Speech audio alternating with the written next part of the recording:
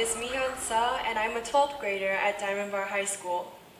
The title of my TED Talk today is Love for What You Do.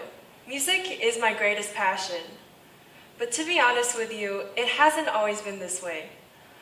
When I was younger, I would practice for hours and hours on the piano, and I was constantly frustrated and confused because I didn't really feel any joy when I played the music.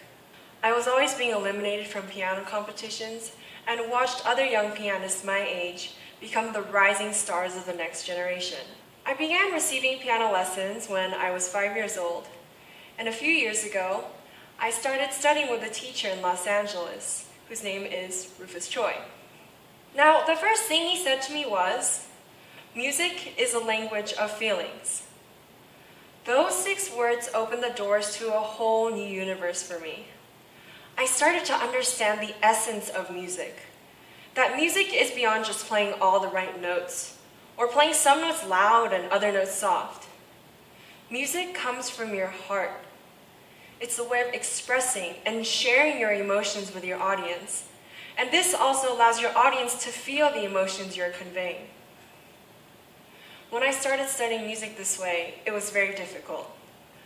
Not only did I feel that I lacked the ability to play with my heart and my emotions, but on a physical medium, I felt that I had really weak fingers. All these insecurities piled up on me until I was like suffocating. I began coping with the stress by practicing a ridiculous amount of hours daily. During my sophomore and junior years, I developed tendinitis in both of my thumbs. The overwork of practicing so much, coupled with mental stress, was taking a serious toll on my physical health. I realized that if I really want to continue doing what I love for the rest of my life, something needed to be done. So I made sure that I was exercising regularly each day, and I also cut down my practice to fewer hours. When I wasn't practicing, I was always thinking about the music and how I could make the music more beautiful. So I was still going after my ultimate goal, essentially, which was to become the best pianist that I can be. Fortunately, I received the proper treatment for my tendinitis, or it could have basically led to the closure of my musical career. During the summer after my sophomore year, I entered a competition, which wasn't particularly difficult, and I have to admit that I felt confident about receiving some sort of prize. When I performed, I played all the right notes. But I lacked the most important thing, which was playing with my heart and my emotions. Now, when I practice both my technique, my fingers, as well as the intertwining of my emotions with every single note.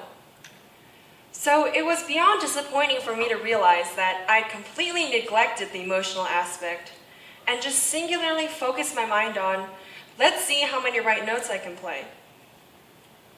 I was extremely devastated after that competition, and I was so upset that I literally placed the sheet music of the piece that I performed way below all the music of my other pieces and didn't look at it for the next 2 months. Eventually, I had to start working on it again in preparation for a different competition. And this time, I promised myself one thing, that I will never play without my heart and my emotions ever again. I really wanted this next performance to be my best, but not because I wanted to win first place. In fact, I didn't care if I didn't even place at all. What I was aiming for was to touch other people's hearts by sharing my emotions, my feelings, my heart, my experiences, everything with every single person who would be listening. I was fortunately selected to be one of the 5 finalists from the preliminary round. And on the day of the final round, yes, I was very nervous. But I was also extremely excited. You never know what's going to happen when you're in the spotlight, but that limited time that I was going to be on stage would be my one chance to share with my audience everything that I had done in preparation. I played the first movement of my piece, which was Chopin's Second Concerto, in a bit of a daze. Before I began the second movement, I thought about how much love Chopin must have felt for this particular girl to write such a beautiful and heartwarming piece for her. Now, this is quite tragic, but it was one-sided love because she didn't like him back. Anyway, Then I thought about the people I love most in this world, my parents. As I started to play the second movement, I thought about everything they have been through on my behalf to make me the best that I can be. And I think that warm sense of gratitude created a very calm feeling that seeped into the music and flowed out into the entire hall. Right then I realized, this is what music is about. I really felt that spiritual connection between myself and the music, and it wasn't just because I was expressing my emotions. It felt like I became one with the music, or rather I became the music. I became Chopin, who genuinely knew the reason why he wrote the music the way he did.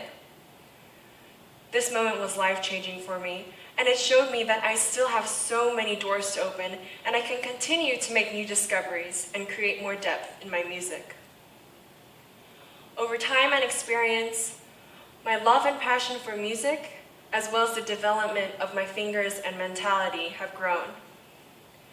During this pandemic, I felt so empty because I've been unable to share my music with live audiences, so I organized virtual solo recitals to play for my friends and family over the course of last semester, as well as during the summer. These recitals not only allowed me to share the music that I was studying at the time, but many attendees told me that my performances brought joy and warmth into their lives.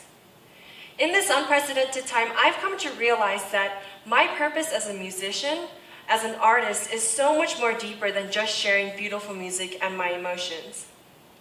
Music enables me to heal wounds in other people's hearts, especially those that were created by the difficulties we all faced in 2020 and are still facing now. Because even though I might not have experienced everything they've gone through, my music is a way of telling them that I care, and I just want to bring beauty and comfort into their lives by sharing my music with them. Before I conclude with a performance of one of my favorite pieces, let me leave you with this. It doesn't matter what you do or what stage you are in your development. What's most important is your love for what you do, because that's what drives you to become the best you can be.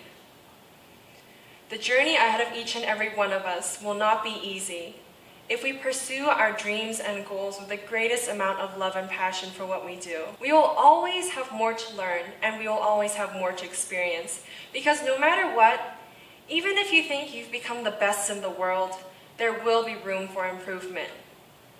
But like Ray Bradbury once said, love what you do and do what you love.